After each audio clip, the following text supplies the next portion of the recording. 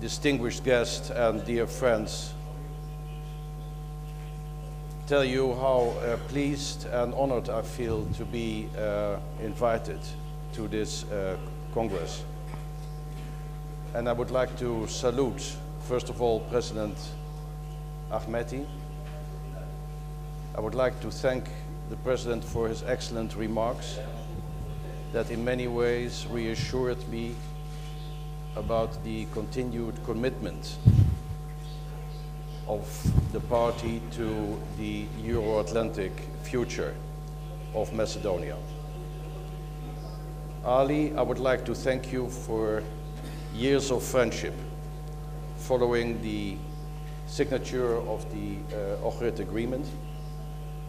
I would like to thank you for your statesmanship, your leadership, benefiting your nation, Macedonia, and your political party.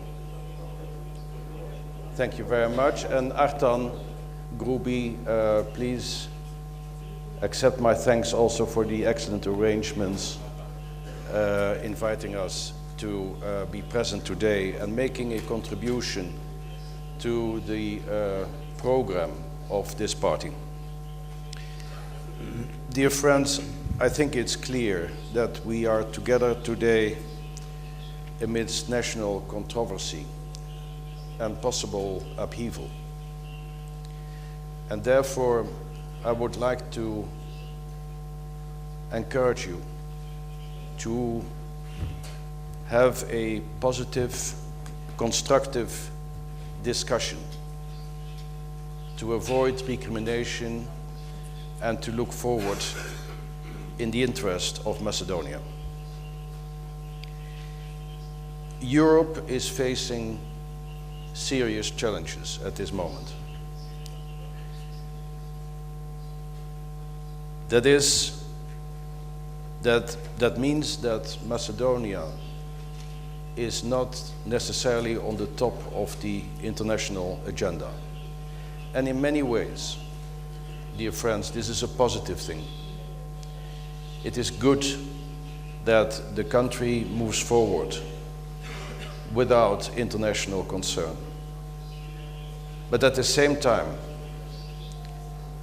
what Brussels, and I'm sure Washington, would like to avoid is to see another deep crisis in the Balkans region.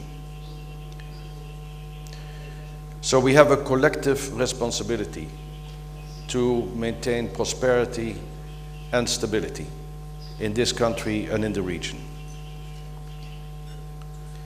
After 23 years of independence, and thanks to the leadership of this party and its chairman, Macedonia achieved a number of important successes. It dealt with serious ethnic violent conflict in 2001. And it started from a low socio-economic base, progressively applying the reforms that were identified in consultation with the European Union. And ultimately, it was recognized as a European Union candidate. At this moment, the perspective of membership for Macedonia of both NATO and the European Union is open, is still open.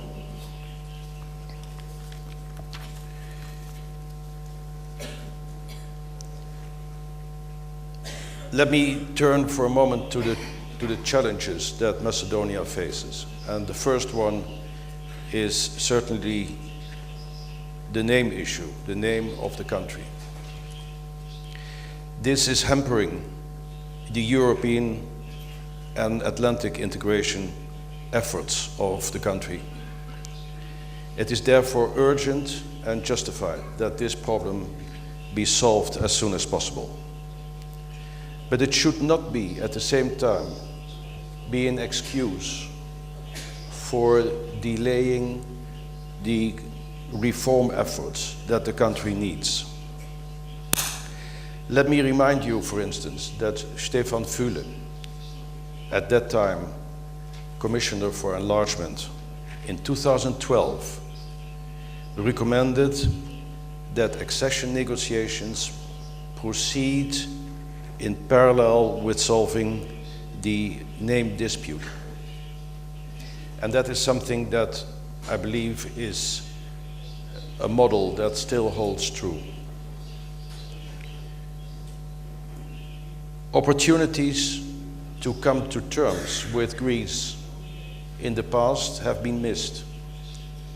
They have been missed by both sides, not only Athens, but also by Skopje. And given the internal situation in both countries, I think it is fair to say, sadly, that the outlook for making rapid progress on this issue in the short term is, realistically speaking, less than promising. Next to the name issue, Macedonia will have to continue, like other states in the region, with institutional weaknesses. The third challenge is certainly to improve and sustain the inter-ethnic dialogue between the communities in Macedonia. And then finally, as we all know, and as the President already referred to, as of late, serious weaknesses occurred in the rule of law, in democratic governance, and in the parliamentary dialogue.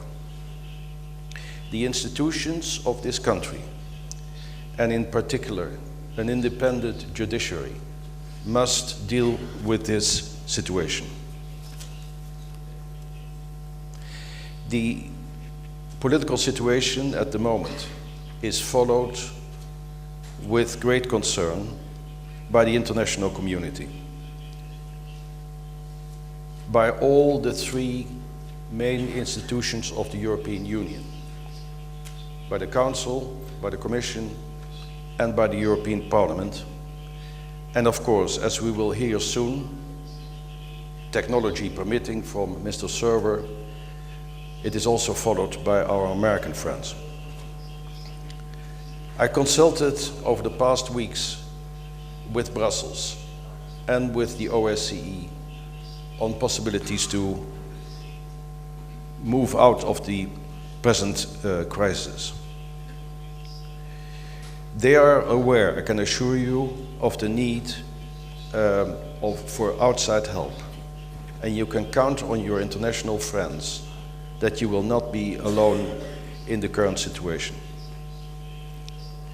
On the international side, there is a willingness to help facilitate an inclusive political dialogue among all the political actors in the country. And when I say inclusive, this means also that your party, the ethnic Albanian community, must be involved in this political dialogue. It must be part of any outcome of the dialogue. Any package that will be agreed will have to be underwritten by your party and by the ethnic Albanian community. The Parliament must resume its democratic responsibility of oversight over the executive, and the boycott and other forms of obstruction of work in the Parliament should stop as soon as possible. The country needs an independent judiciary and strong, accountable and transparent institutions so that democracy will become vibrant and sustainable again. In the longer term, Brussels will expect from the Macedonian political leadership a continued strong national commitment to its European perspective, as well as to good neighborhood policies. And the remarks made by the President have reassured me that this is indeed the case. This should be done in the short term by addressing the obstacles as they are enumerated in the progress report of the European Commission. The progress report, dear friends, is a very technical instrument, but it lists all the weaknesses and gaps that still exist for Macedonia to move forwards towards opening negotiations. Let me address a few of them. The progress report spoke about 3 key challenges. 1, there is an increasingly divisive political culture in the country. 2, the inter-ethnic situation is still fragile. And 3, there is politicization and government control over the state institutions and over the media. That needs to be addressed. And it needs to be done by small steps that are often of a very technical nature. They all can be subsumed under the heading of the Copenhagen criteria.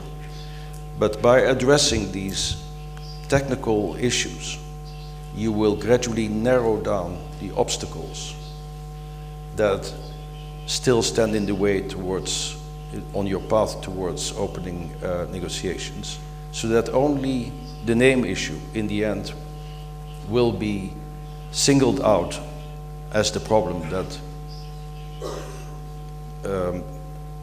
prevents Macedonia from moving forward. And I think in that way we can put pressure on both sides to come also on closure on that point.